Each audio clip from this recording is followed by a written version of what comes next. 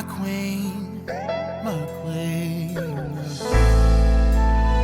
Oh, she, oh, she.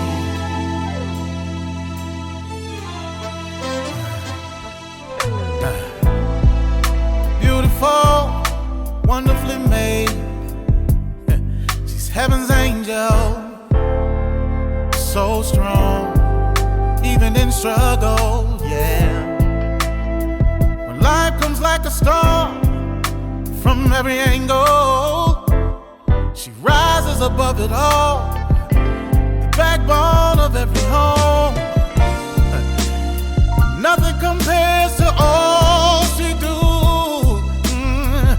The true meaning of every family.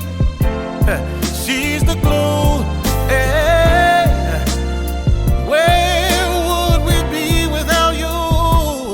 You brought us Martin, Malcolm, and Obama. Yeah, and Jesus too. Oh, she's sophisticated, strong, simply amazing, humble, honest, and helpful, educated, ebony, eccentric, empowering. She's a queen, she's a queen. You better treat her like a queen. Oh, oh,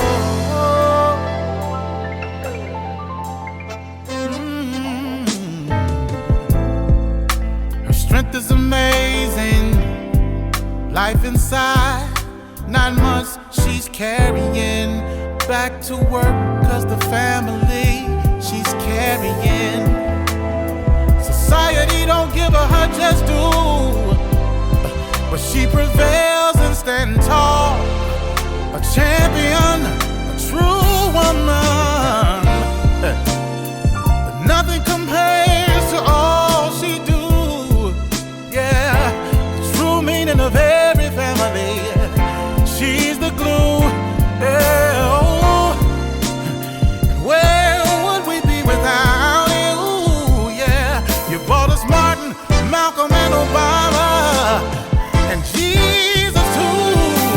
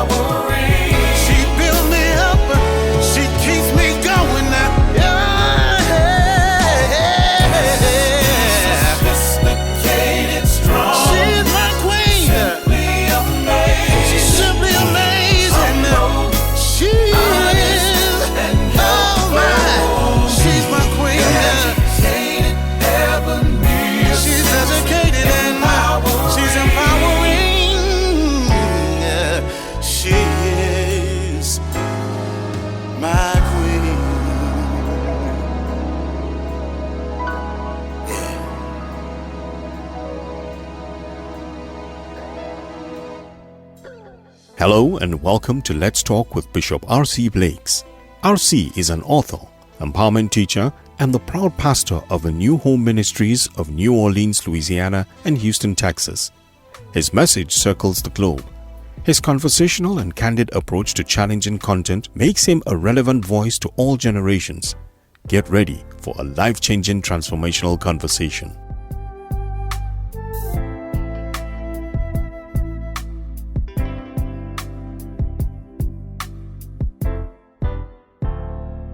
Hello. This is R.C. Blakes, and I want to welcome you back to another Let's Talk with R.C. Blakes Jr. Well, I have a subject tonight that I think is very necessary for me to deal with, and I think this subject tonight is the answer to a lot of your questions. You know, questions like, when is a man coming? When am I going to have a relationship? How do I attract a man? How do I get married? I'm miserable. I'm unhappy. I'm not fulfilled. I think this subject matter tonight is going to be the answer to a lot of those questions and concerns. I want to talk today about why it's imperative for a woman to work on herself. Why it's imperative for a woman to just settle into life and work on yourself. You know, there are things in life we can control, and there are things in life we can't control. And when you get to the things in life that you can't control, you have to recognize them, hopefully sooner than later.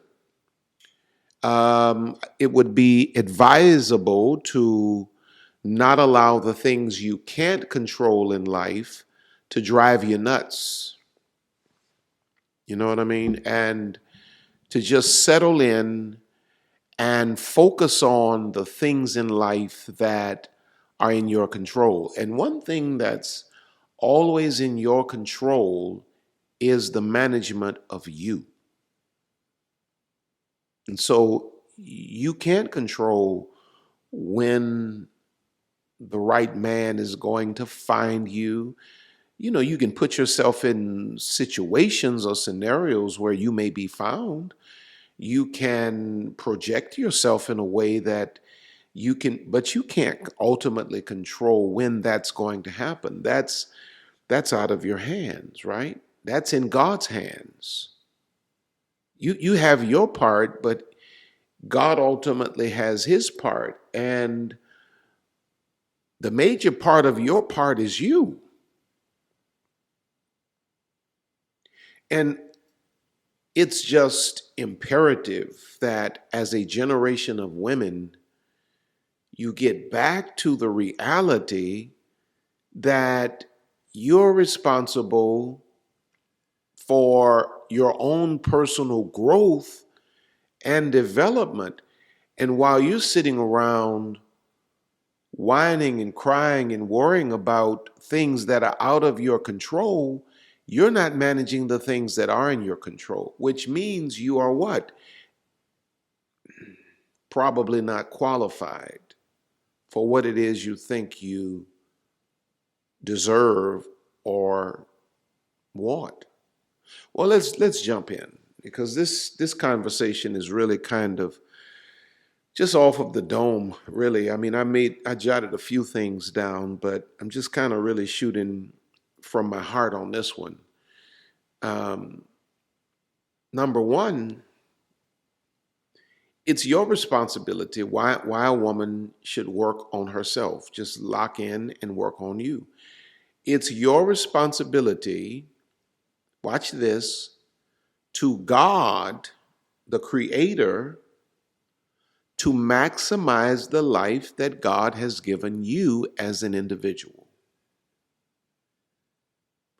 You're locked in on all of these other things. You want a relationship, you want a marriage, you want all of these things that is normal for a woman to want, but it's like putting the wagon in front of the horse. You can't, you have to first understand that your first responsibility to God is to maximize the life that God has given you. You're begging God for, a relationship when you were created as an individual. You were created, watch this, to produce certain specific fruit that God put in you. There's certain fruit that should come from your life as an individual. And you've not worked on that while you're worrying about trying to, get this in place and get that in place. You, my friend, my dear sister, you have not maximized the life that God has given you. And the reason I know you've not maximized your life or the life God's given you is because anybody that is, watch this, maximizing the life that God's given them does not have time to be depressed about who's not present in her life. When you are actualizing, when you are maximizing, you are consumed with your own life.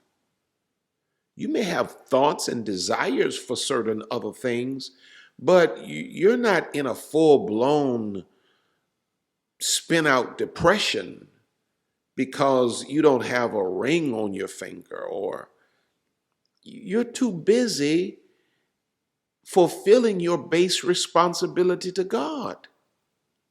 We want God to give us our desires when we are failing to produce our responsibility to Him, which is to maximize the life that God has given to us. I like what John chapter number 15 and verse 8 says. It says, "Herein is my Father glorified, that ye bear much fruit. So shall ye be my disciples." That you do what? Bear much fruit. Now, what is understood when we're talking about bearing much fruit? It's understood that anything that bears fruit was programmed by the Creator to produce that fruit. So you will never go to a lemon tree and pick apples, or you'll never go to an orange tree and pull bananas, because the Creator programmed the tree to bear the fruit the Creator desires from that tree. Now, when the tree, Jesus teaches us at certain points in the Gospels, when the tree does not bear the fruit that the Creator designed it for, Jesus says, cut it down. Why are we allowing it to take up space, use up, the nutrients from the soil when it's not bearing the fruit the Creator produced it for? We are out here and we want God to give us this and to give us that, to add to our lives when we are not maximizing. I see women all over the country. You're just not maximizing the life that God has given you. You cannot be consumed with the presence of someone else in your life that you've not met yet, don't even really know, and at the same time be in a place where you are self-actualizing. Any person that is self-actualizing is too busy bearing fruit. Bearing fruit is a full-time job. And I would say to women all around the world, you need to just bear fruit. You need to work on yourself. Because when you really look at your tree, the tree of your life, for a lot of you, all you have are limbs and leaves. You're not producing what God put you in the earth to do. It's because you're off focus. Whatever you focus on will develop. If you focus on fruit and being fruitful, being productive, maximizing the life God has given you, there is no greater fulfillment in life than fulfilling the purpose the Creator designed you for. So when you get consumed with bearing fruit, what's going to happen is this sense of this void that you sense because you don't have a man, or you don't have a husband, or you're not engaged and you're this age, all of that stuff is going to dissipate. What you focus on will develop. If you focus on being fruitful automatically produces fulfillment. Fruitful. Your life is God's gift to you. The life that you have is God's gift to you. What you do with your life is your gift to God. So now let me ask you a question. Are you going to waste the rest of your life begging God for a mate or a man that you don't even qualify for yet? Because you don't qualify for a mate until you've completed individuality school. And you've not completed individuality school until you get to a point that you are perfectly comfortable. Come on now. With you and why God made you. And it's when you are a whole, complete and total left shoe, and you're comfortable, and you're comfortable in your identity as a single left shoe. It's then that God can say in the great warehouse of eternity, let me bring a right shoe to this left shoe and let's make a pair. Voila. You can't make a pair of anything until you have holes of each. Pair is two holes. It's not a half. A right shoe is not a half a shoe. It's a whole right shoe. A left shoe is not a half a shoe. It's a whole left shoe. Maybe your time spent would be better served if you shifted your focus away from some fairy tale marriage or wedding and locked in on producing the fruit the Creator designed you to produce. And maybe you should just become a whole left shoe and then leave the pairing up to the Creator. Be everything you need to be.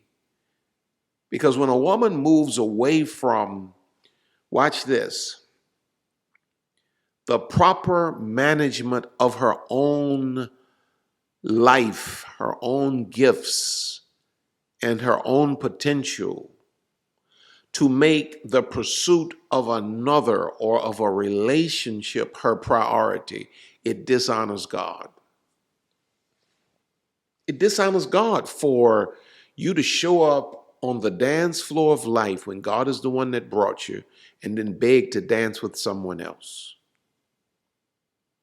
The first thing you need to do in life is you need to repent for forsaking your potential and your gifts, and honor God by locking in and focusing on becoming the best version of you. And when you do that and you give God what He desires, which is the manifestation, the actualization of you, it's then that God says, okay, let's see something here. Because God requires of us to exercise proper stewardship of our lives to qualify for the other things we desire. You got to manage the stuff God gives you, the assignment God gave you. You got to manage that properly. You know, one of the lessons I learned early on as a pastor is if you can't preach to 3, you don't qualify to preach to 300. You don't qualify to preach to 3,000. You got to learn to exercise excellent stewardship at the level God presently has you on. And then once you've maximized your stewardship on this level, now you qualify to go to the next level that your heart desires, but not until. I like the way Luke 16:12 reads. It says, "And if ye have not been faithful in that which is another man's," there's a greater principle in this text, "who shall give you that which is your own?" In other words, if you've not fulfilled the desire of the master that made you the steward of the gifts you have, and if you've not done right by the master, you've not exercised good stewardship with what the master's already given you, what makes you think you can go and ask the master to give you something that your own heart desires? You got to learn to be faithful over that which is another man's, and then you can get that which is your own. You see, the thing I kind of brought out recently, and I really got this from Dr. Creflo Dollar, kind of stirred this, should I say. Already believed it, but he stirred it in me. The church has really done a poor job of communicating, especially when it comes down to relationships. We paint the picture that somehow marriage is the ultimate state. Marriage is the blessing. No, that's not what the Bible says. The Bible says that singleness is really the ultimate state. And when you look in Genesis, it kind of proves it out, through example. God did not create Adam and Eve together. This whole thing did not start with a married couple. It started with a single man. God gave him his assignment. God let him work in his assignment for a while. And then when that single man developed his walk with God, his love of purpose, then God said, it's not good for this man to be alone. I'm going to make him some help. But the whole thing started with a single man. Then God made a single woman, put Adam to sleep, made a single woman. I don't know how long he left Adam sleeping. And then God ultimately brought them together, and then he created marriage. But the Bible says that those that are single can devote themselves to the things of God. But those that are married have to commit themselves to the things of the world, how he or she may please her husband or wife. So we've done a poor job by conditioning people to believe that you're broken if you're not married. If you're still single, something's wrong with you. Please understand what I'm saying. There's absolutely nothing wrong with desiring marriage, but something is broken, something is twisted when you desire marriage to the extent that you dishonor your individuality and you do not pursue your personal purpose, gifting, fulfilling your personal potential. When you get to a point that you are abandoning you for the sake, you're abandoning you for the sake of us. There is no us without you. U.S., you get it? There can be no us without you.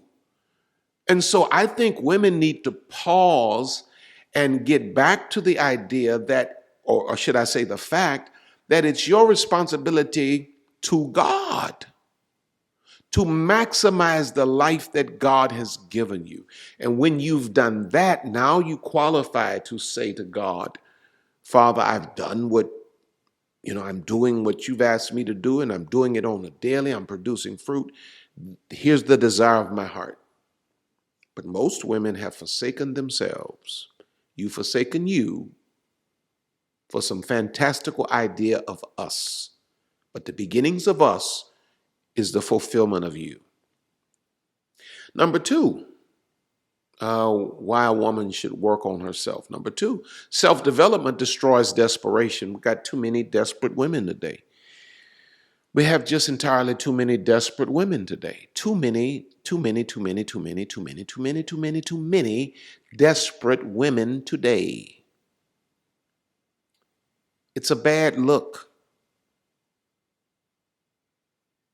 It's not attractive. It's not serving you well. The only way to get beyond the desperation is self-development. if I can get you back to working on you and developing you, I can move you out of this mode where you're desperate for a man to approve of you. You're desperate for a man to, just to say he wants to marry you. I mean, all of these things are nice, but God never intended you to be desperate for that. You're supposed to be desperate after only one, and that one is God. As the deer panteth for the water brook, so must our souls long after God. But there are too many women today that are desperate for men, and a desperate woman is always a target for manipulation.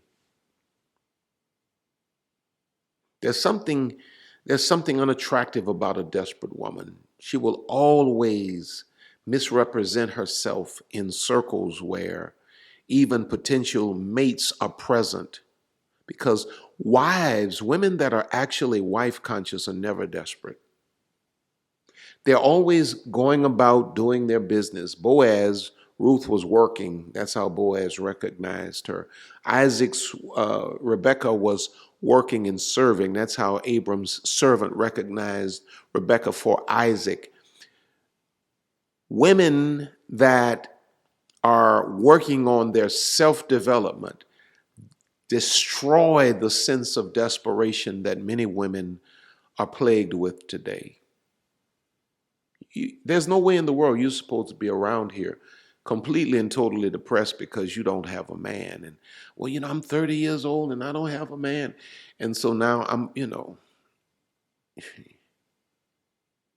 is that all there is to life? When you really check with your married friends, most of them are not really happy, because most of them got married, just because they were desperate for something, and they settled for their type, not even their kind, maybe not even their type. They just settled for a man that, wanted to marry them. Maybe he had some, they ain't even happy. When you get back to self-development, women are often desperate for a myriad of things and reasons, because they allow themselves to be totally dependent on others. You're dependent. Some of you have locked yourselves into a mindset that your joy, your sense of wholeness, your sense of happiness is dependent on the response of a man towards you. You need a man for, to feel like I'm worth something, to feel like I'm valuable. And God forbid you be in a position where you have forsaken your own development to the point that you're depending on a man for financial stability. Now, that's great in the context of a healthy marriage, but as an individual smart woman, you should be working on yourself to the point that you can take care of you financially. You should never be in a position where you're tolerating a man and engaging in sexual activity that you don't even agree with, but you got to do it because you need the resources. No. No, ma'am, no, ma'am, no, ma'am, no, ma'am. That ain't the way it's supposed to go. You got to get back to self-development, because self-development destroys desperation. When a woman is fully capable of providing her own self-esteem, providing her own means and necessities for life, there you have a woman that has arisen to a level of dignity that she has limits and boundaries. When you have not developed yourself, a lack of self-development simultaneously is a lack of boundary development or boundary designation. And where there are no boundaries, people come further than they should, and you go further than you should. So we got to get women back to a place of working on yourselves, because when you work on yourself, self-development will destroy the desperation. Listen to what 2 Timothy 3:6-7 says. It says, "For of this sort are they which creep into houses and lead captive silly women laden with sins. Y'all know this is one of my favorite texts here when it comes down to dealing with women. He says, they lead captive silly women laden with sins, led away with divers lusts. What are lusts? Things you want. Maybe even things you need. You're lusting after. You're needy. A lustful person is a needy person. See, when you have worked on yourself and you've developed yourself, it destroys your neediness. Verse 7 says, ever learning and never able to come to the knowledge of the truth.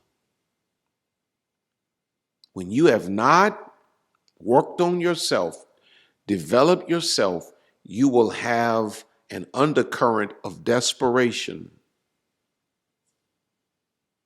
that will redefine your boundaries, disengage your self-esteem, and you'll find yourself desperate for things that are beneath you, people that are beneath you, relationships that are beneath you. It's time for you to get back to working on you. You've been doing all of this other stuff. It's time for you to work on you. I see young women drop out of school because you think you're in love with a young man or whatever, and he convinces you to drop out of school. Don't you know, babe, ain't nobody set you down and tell you that a man will take you, pull you out of school, pull you out of the self-development journey, that he might make you a dependent on him, and then he'll be or independable. Is it undependable? Not dependable? But put you in a position where you gotta bow and beg him to, meet your basic needs, when you could have stayed in school and prepared yourself for independence. That when God brings you into a marriage with a great man with the right intentions, watch this, the two of you can be interdependent. Lisa and I are interdependent. I depend on her, she depends on me, but both of us can take care of ourselves. That's one of the things that I loved most about her. She was, when I met her, she was independent. So I knew we could be interdependent. Because as a man, see, you're praying for kings, but kings want queens. And queens are women that have the same power as kings. They exercise the same authority. They can do everything a king can do. So no king is looking for a woman just popping bubble gum and needs him to, come on, somebody. You need to just get back to working on you, because this stuff you're doing right now, it's just not. It's not. I'm telling you, it's not. It's not. Number 3, you need to get back to working on you. Women need to get back to working on themselves. Number 3, because it makes, watch this, when you are working on yourself and you are making headway in terms of maximizing and actualizing, number 3, it makes you detectable to equivalent men that are on the same journey. When you are working on yourself, it makes you detectable to men that are on the same journey. I have all of these gadgets and Bluetooth and this and Bluetooth and that. And before you can Bluetooth or, send something from this device to that device, you have to make certain that that device over there is discoverable by this device. When a woman works on herself, it makes her detectable or discoverable by equivalent men on the same journey.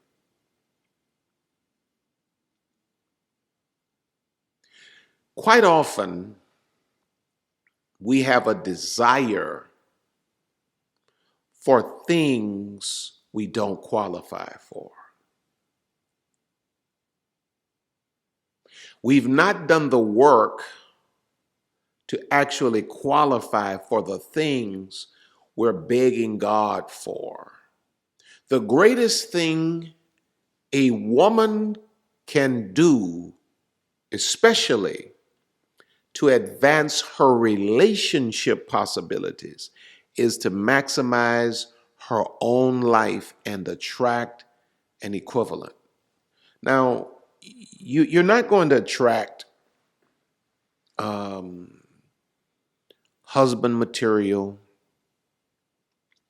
until you are fully engaged in your wife energy. And see, wife energy is, here's wife energy. I know what I bring to the table. If you don't recognize it, that's on you. Wife energy is this. I'm going to do you good, but, you're going to have to come correct. I love you, but I can do without you. I can do great with you, but I can do great all by myself too. See, that's wife energy. And it's not until you get to that point, you can't get to that point until you have thoroughly and fully and completely worked on you. We just got to get women back to the drawing board. We got to get you out, you like at the store window, of men's lives, and open, Babe, we got to get you from by that window. We got to get you back in the classroom of self-development.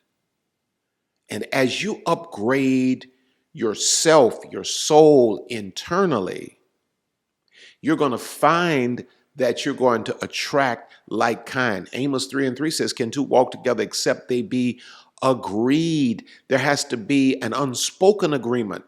I was answering a question of a dear heart.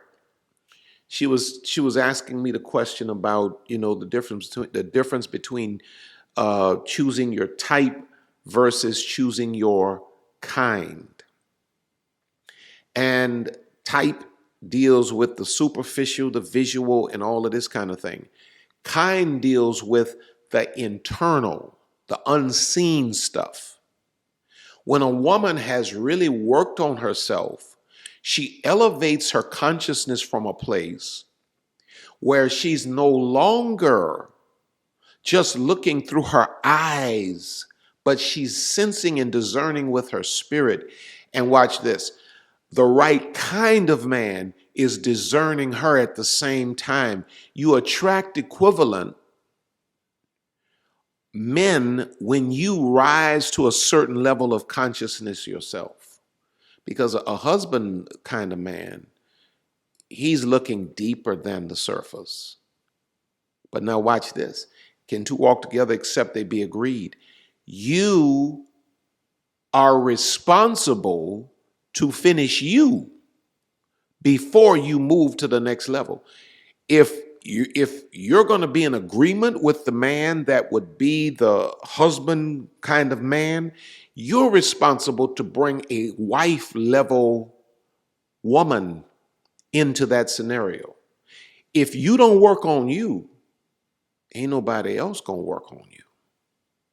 You are responsible for you. The question is, are you working on you? Are you spending all day on social media trying to get information on how to get a man when you probably should be working on how to get a life? Because when you get a life, you ain't going to be worrying so much about how to get a man. And when you get a life, the man will manifest.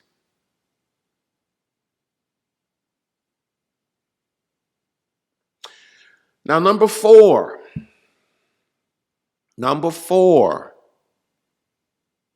why women need to work, just go back to working on yourself. Forget all this other stuff y'all been out here doing. Just go back to working on you. Number four, you need to work on you because the gifts you're going to need most in your life can only be given to you from God through you. In other words, it's an inside job. The gifts that you're going to need most in life can only be given to you by you. God has not designed a system that anybody outside of you can bring you the things you're going to need most. Things like happiness. You think you're going to find that in a man? No, you're not, babe. You got to find that in you. You got to find that in you. You do a man a disservice to enter into that man's life with an expectation that this man is going to make me happy. Can't no man make you happy. Your daddy, all things being proper, no man in the world will ever love you as much as your daddy loved you, providing you had a proper father. I understand a lot of people did not. But your daddy couldn't make you happy. Can't no man make you happy. These are things that you need to work on you, because you're going to have the reserves within yourself to be able to provide this stuff for yourself. Fulfillment. You think a relationship is going to fulfill you? Well, why are all these people getting divorced? Why do you see all of these unhappily married people? Can't no relationship fulfill you. You begging for men to respect you, but you know what? The respect of others is always the fruit of the seed of self-respect.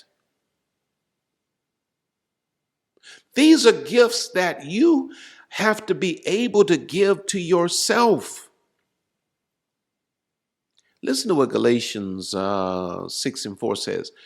He says, let every man prove his own work, and then shall he have rejoicing in himself alone and not in another. You got to have rejoicing where? In yourself alone and not in another. Lisa does not make me happy. Lisa just fertilizes my happiness. I fertilize her happiness. She joins her happiness with mine, and we are happy together. And see, if you're sitting there today and you saying, well, I can't see myself being happy by myself, you ain't ready to be tied up with nobody else. You really seriously need to lock down and go to work on you. You need to go to work on purpose, finding your purpose, establishing your own value, finding your identity in God. All of these things, just because you got a ring on it and you got somebody's name, that's not going to give you identity, babe. That's just a change of the last name. You should have had identity before you connected with this person. You should have known your value before you connected with this person. And then number 5, gotta go to work on yourself, because when you work on you, when you really do the proper work on you, you develop the emotional intelligence that's necessary to engage relationships outside of you. Was it Shakespeare that said, to thine own self be true? Well, you got to be true to you before you can be true to someone else. You got to know you. You have to have spent time with you. You have to have really discovered you. You have to have, dug deep and understand certain things about you. You must know yourself. Here's the statement. You must know yourself to love yourself, to know when you're not being loved properly. So we don't just lack emotional intelligence relative to how we communicate, from ourselves to others. We lack emotional intelligence relative to how we allow others to communicate back to us. And so we're allowing people into our lives to break us. We don't have boundaries established because we don't really know ourselves. And we're allowing ourselves to be injured because you got to know yourself, to love yourself, to know when you're not being loved properly. And too many women today have not spent the time to really dig in and to know yourselves. You're flying blind, you're clueless. This is why the Bible says in 2 Corinthians chapter 6, in verse 14, be ye not unequally yoked together with unbelievers. For what fellowship hath righteousness with unrighteousness? What communion? What things do we have in common? In other words, hath light with darkness. But when he talks about be not unequally yoked together, he's not talking about your type. He's talking about being able to discern the spirit, the heart, the soul of an individual, being able to sense a person's energy. You know, when you don't know yourself, you're not really sensitive to if the energy of a person works for you or not. It's when you know yourself and you know what you deserve and you know what you desire that you realize a person's energy does not agree with me. But if you have no self-concept because you've not worked on you enough, you have all kinds of toxic people just running through your life and you don't have a clue until they've burned the whole house down. So I say to you, it's time. I think it's just time for women to get back to working on you again. Come to the conclusion that life is more than a relational status. Make up your mind that you're not going to just settle. You're going to expect God's best, but you're going to produce the best version of you that is deserving of God's best. And then we're going to trust God after we've given to God what he deserves. That is the maximizing of our individuality as God created us, giving God the best of us. We can then trust God to do as he did in the very beginning, bring the suitable person into our lives. But all of us, men and women alike, we just need to go back to the drawing board and let's do the work on ourselves that is mandatory. That is mandatory. May I pray for you? Father, I thank you today for every person that's under the sound of my voice. God, please allow my words to be understood. Let them feel the heart, the spirit behind my words, God. Let nothing be misconstrued or misunderstood. Let nothing, dear God, bring injury. But God, I thank you for enlightenment. Thank you for empowerment through these words. In Jesus' name, amen. Listen, I've enjoyed this time with you today. Don't forget, it's time to register for Queenology. Queenology 2023 is happening August 25th, 26th, 27th. It's going to be a whole weekend in the city of New Orleans at the Ritz-Carlton. It's going to be an amazing time. Go to the website, queenology.net, and there you'll get a chance to see the various packages, those of you that desire to be vendors or what have you. We're looking forward, Lisa and I are looking forward to hosting you in the city of New Orleans. It's going to be a weekend that's just going to be unbelievable. Also, if you're watching this before July the 11th, on the 11th of July, we're going to have an informational Zoom call for those that are interested in getting all of the information about a trip that Lisa and I are going to bring a group on to Egypt in 2023. Now, if you go to the website, rcblakes.com, you'll see the information about the Egypt Zoom call, you can hit it and sign up for the Zoom call for the Egypt trip. You can also go and, while you're at the website, check out all of my online programs, sign up for the mailing list. You'll get all of this information if you're on my mailing list all of the time. But we'd love to bring you with us to Egypt next year if you desire to go. I'm excited about it. This will be my first time in Egypt, and I'll be experiencing it with my own community from around the world, because we have people that are from other countries that are interested in meeting us in Egypt. Now, so go to rcblakes.com, sign up for that. Make certain that you sign up for Queenology. Also, July the 22nd, we're having our morning mastermind. It's going to be, the theme of it is Go for Broke. This is for leaders, visionaries, entrepreneurs, pastors, church leaders. It's going to be a morning of informational content. I want you to go to FOCFI.org and register for Go for Broke. It's happening in the city of New Orleans at our East New Orleans campus. I want to see you on that morning. It's going to be absolutely phenomenal. Go now and register. Registration is just $49 per person. Meet us on July the 22nd. Now, I think I'm done.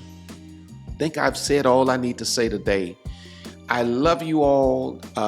Look in the description if you need counseling of any kind. BetterHelp Counseling there's a link for BetterHelp Counseling in the description. If you utilize that link, it will afford you 10% off of the cost of their counseling. And they in turn, because I, brought you to them, they will make a deposit into RC Blakes Ministries if it works for you. Thanks to all of you that have sown into our lives. Lisa and I love you with all of our hearts. And, check out all of my books on Amazon. Pick them up, man. I want to just thank God for all of you that support us in that respect. It's just amazing to have a community like this community. Well, I love you. Until next time, I'm RC Blakes. Don't forget to make certain you like this before you leave today. But until next time, I'm RC Blakes saying to you, you're on top, you're going higher. God has more in store for you. So we will see you at the top. God bless you. Until next time.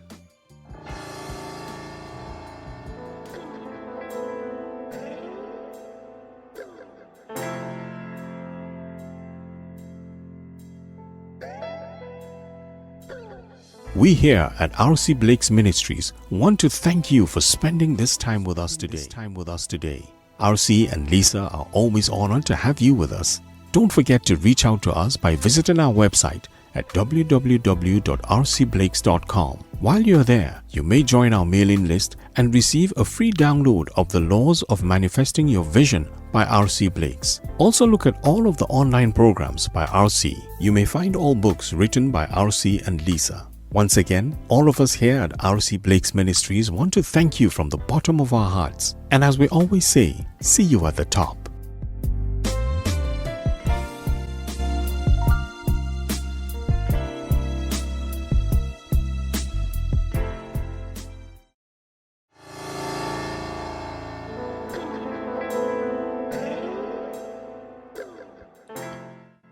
Well, Lisa, Queenology has returned. It has indeed, and we are so excited about it. Our team has been working diligently since you said, I want to start back with our live Queenology. Our team went to work, and they've been busy putting it together. You guys have been on the phone day and night, working almost around the clock, putting this Queenology New Orleans together. And you have really laid out something this time like we've never done before, right? Absolutely. It is an experience this time. This is an absolutely extraordinary experience. Really, it is. One that we've never had before, and rightfully so, because you have entitled this particular Queenology, The Crowning. You know why I did that, right? I do.